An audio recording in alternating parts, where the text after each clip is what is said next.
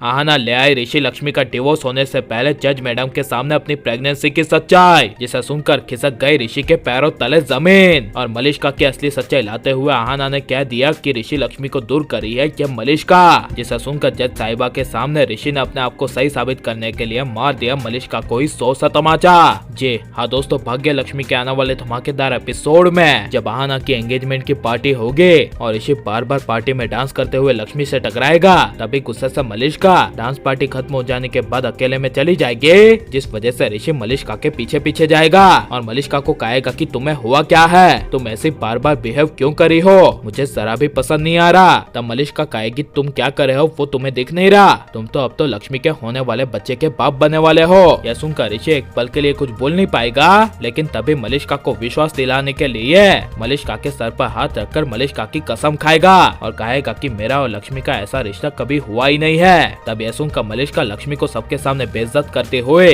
नीचे हॉल में चली जाएगी और कहेगी कि लक्ष्मी के पेट में जो बच्चा है वो ऋषि का है ही नहीं, क्योंकि ऋषि ने अभी अभी कसम खाई है और उसने खुद कहा है कि उसका बच्चा हो ही नहीं सकता, इसीलिए लक्ष्मी के पेट में किसी और की नाजायज औलाद है। तब नीलम और ज्यादा लक्ष्मी की बेइज्जती करते हुए कहेगी हमें पता है कि लक्ष्मी के पेट में हमारे खानदान का खून यानी कि ऋषि का बच्चा हो ही नहीं सकता। जिसे सुनकर लक्ष्मी कुछ भी बोले बिना चुप रहेगी। जिसके बाद तभी जब आहाना वहाँ पर आएगी और करिश्मा बुआ तभी ऋषि लक्ष्मी का डिवोर्स करवाने के लिए ऋषि लक्ष्मी का हाथ पकड़ के जज साहिबा के पास ले जा रही होगी, तभी आहाना के होश उड़ जाएंगे और आहाना अपनी माँ करिश्मा बुआ को कहेगी आप ये क्या करी है, लक्ष्मी का हाथ छोड़िए। तब करिश्मा बुआ कहेगी बिल्कुल नहीं, तुम तो आहाना बीच में आना ही मत, तुम्हारी अभी शादी होने वाली है तो शादी पर ध्यान दो। तब यह सुनकर जब आहाना घर पे रहेगी और दादी सबके सामने कहेगी कि मैं ऐसा सोच भी नहीं सकती कि लक्ष्मी किसी पराये मर्द की माँ बनने वाली है, मैंने तो कई सारे सपने सजा रखे थे और इसीलिए अगर ये सच हुआ कि लक्ष्मी किसी और के बच्चे की माँ बनने वाली है तो इस घर से लक्ष्मी को और ऋषि की जिंदगी से मैं हमेशा के लिए निकाल दूंगी।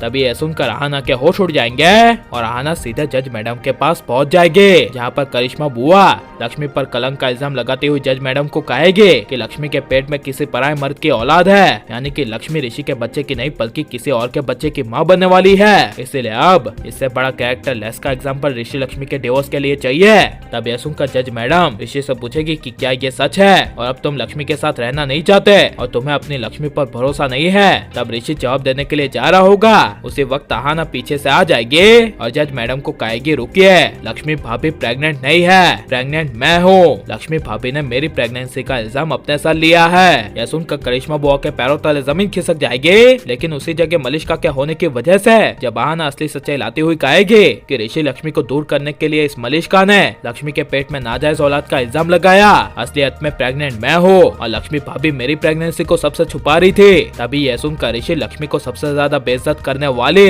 मलिष्का को 100 से तमाचा मार देगा और करिश्मा बुआ का सर लक्ष्मी के सामने शर्म के मारे झुक जाएगा और लक्ष्मी को इतने बड़े कलंक का इल्जाम आहाना के लिए अपने सर पर लेना चाहिए क्या नहीं, और ऋषि को अपनी लक्ष्मी के लिए अब मलिष्का को छोड़ देना चाहिए क्या नहीं, और करिश्मा बुआ से लेकर नीलम वीरेंद्र सबको अपने किए का एहसास होना चाहिए क्या नहीं। ये सब हमें कमेंट में जरूर बताएं। आप लाइक शेयर हमारे चैनल को सब्सक्राइब करें।